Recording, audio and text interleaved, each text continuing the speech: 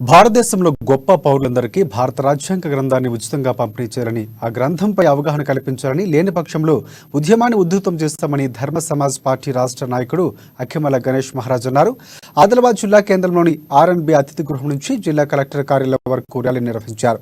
ప్రధాన ద్వారం ఎదుట బైఠాయించి నిరసన వ్యక్తం చేశారు. ఈ దేశాన్ని నడిపిస్తున్నది భారత రాజ్యాంగ గ్రంథమని, ఆ గ్రంథం పట్ల 190% ఉన్న ప్రజలకు అవగాహన లేదని గణేష్ అన్నారు.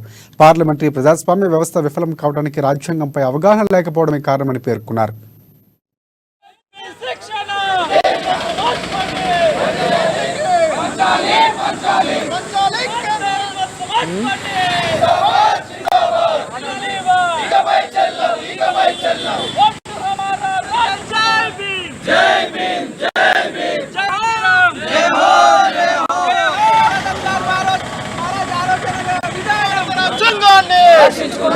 ఈ పాలక వ్యవస్థలు కూడా, శాసన వ్యవస్థ కూడా, ఈ పార్లమెంటరీ వ్యవస్థలన్నీ కూడా భారత రాజ్యాంగం ద్వారా ఈ దేశంలో నడుస్తూ ఉంది.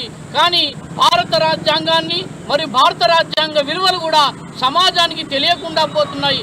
అందుకే ప్రజాస్వామ్యము, పార్లమెంటరీ వ్యవస్థ ఈరోజు అధోపాతాళానికి గురవుతూ ఉంది.